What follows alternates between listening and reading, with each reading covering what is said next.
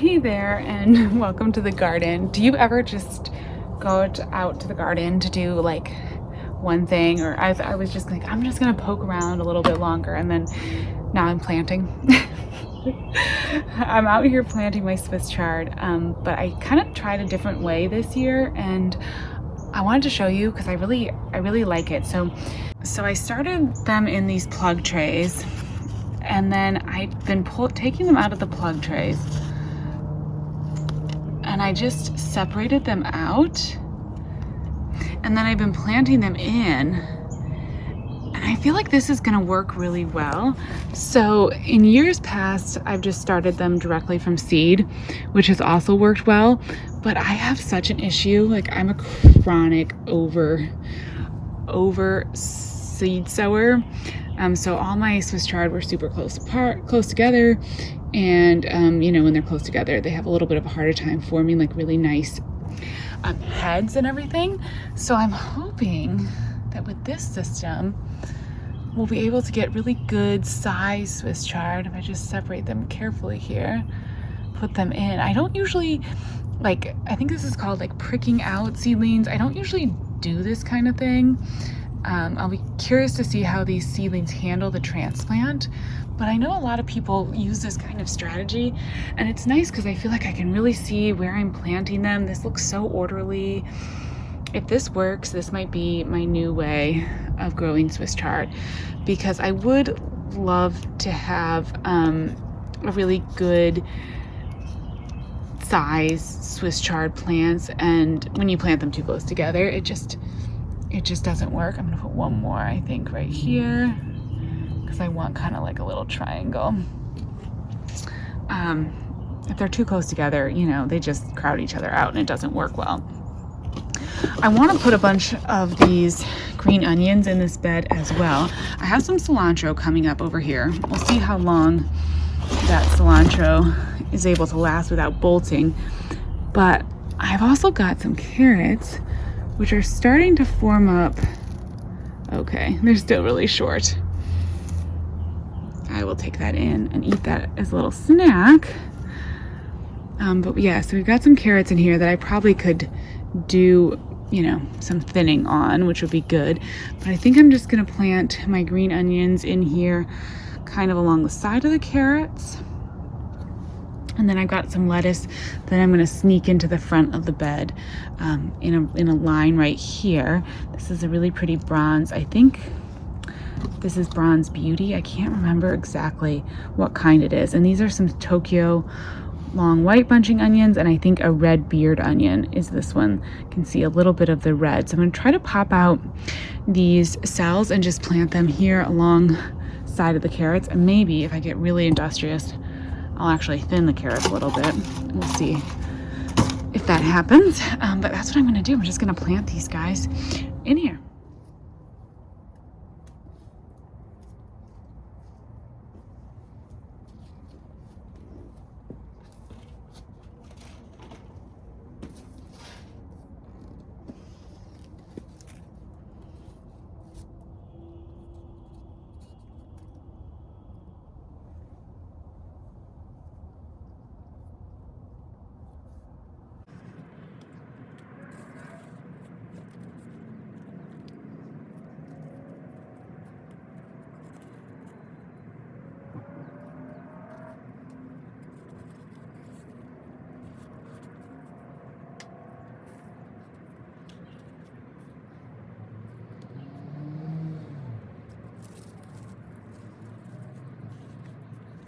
I may end up coming back in here with some seeds. I would like a bit thicker of a patch of these green onions. They're bunching onions, so you can grow them in little bunches. I've actually grown them in containers rather thickly with really good success. So I do think I am going to come back in here and sow with some seeds just to add a bit more, because they won't really spread out. Like each strand is just going to create a strand of bunching onions. I'm not going to get like a bigger bunch than what I plant. So I am gonna, I think, come back in with some seeds. I'm also gonna go ahead and put down a bunch of Sluggo And I got some slug bait, like Sluggo Plus. It's an organic slug bait. I had so many issues in the fall garden with all of these green onions getting eaten by slugs. It was really, or slugs or snails or something. It was really kind of devastating and disappointing. So I don't want to have that happen again. So I'm gonna make sure I really try to protect these as best as I can. And the Sluggo stuff also seems to kind of, I don't know if it has a smell or something that I can't detect, but it seems to help a little bit with keeping the squirrels out of the garden. You know, nothing around here completely keeps them out of the garden, but it helps a little bit. Oh, a tiny little carrot. Sorry, guy. These carrots have been growing since last fall. Oh, there's a few getting bigger over here. Let's see how big this guy is. Okay, still just like a little baby carrot. We'll eat these though. But I'm gonna leave the rest of the carrots in there to keep growing because they're definitely not ready. And I'm gonna put this here. These are I'm gonna try to grow for head lettuce. Usually you see me growing lettuce in containers, and I do that for baby greens. And I just use the cut and come again method where I harvest from the outside. From the baby greens, I just harvest the biggest leaves, which works super well. And I may still use the cut and come again method from these heads, but I'd like to see if I can get them growing as actual head lettuce in here. Ooh, I can see little snail shells in here. This bed is got a lot of little bugs in it. Hopefully, with the slug bait, we can prevent some of that damage. I'm also going to come back in here, not this afternoon because I don't have the seeds with me right now. I'm going to come back out here and put some nasturtiums in around the lettuce. I want to have some apricot colored nasturtiums growing in and around the lettuce. I think that'd be really pretty.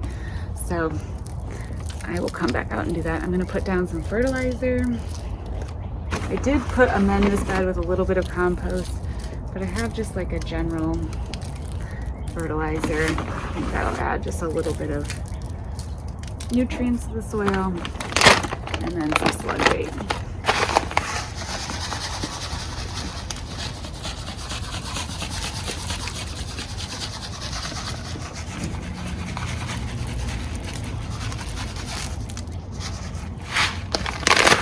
I hate to have to use it, but what can you do? The slugs are super bad. Okay, so the next thing I am going to do is cover these plants, as many as I can, under some chicken wire.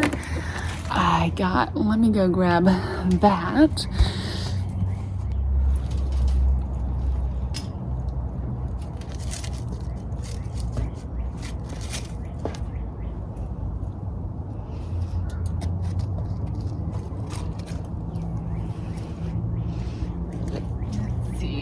Chicken wire, little cloche. It just fits. Okay, perfect. It just fits over here. It'll also kind of keep the carrots out of those little seedlings, so that'll be good. Hopefully that'll keep the squirrels out. As I said, the slug bait sometimes helps too. I think they don't like it for whatever reason. So. All right, I will water this in, and then hopefully this will be good. I did not even plan on planting out these seedlings, but I'm glad I did. It's a beautiful afternoon. They needed to get in the ground. I'm sure they will be happier now that they are planted out, and they're going to be a really beautiful addition. So I planted Ford Hook Giant Swiss Chard and Orange Swiss Chard. The Ford Hook Giant Swiss Chard I've talked about before. That was one of my favorite Swiss Chards last year. I really, really loved it. It was super delicious. And just really big, beautiful heads of Swiss Chard. And so hopefully with the way that I've planted it now in that bed, that'll really fully maximize those heads, and we'll get both a decorative plant as well as an edible plant. So I probably will just do the cut and come again method with the Swiss chard as well. So I will probably eat the leaves around the outside and then just let them get really big and beautiful by the end of the season. That's kind of what happened last time. I ate some of the baby greens, and then once they got huge, I just sort of let them be beautiful in the garden, and I didn't really worry about eating them. I guess I could have eaten the big Swiss chard as well, though, sauteed it or something. But that's good. We got the garden bed protected, and now we'll see if I actually get around to doing any other projects. Now that I'm out here, I'm feeling kind of inspired, and it's such a beautiful day. There's so much to plant this time of year. It can get a little bit overwhelming, so trying to seize the moment when I feel like I have a second to get some things done. As always, thank you so much for watching, and I will keep you posted on all of these seedlings and how the transplant goes. So wish me luck, and I'll talk to you soon. Bye-bye.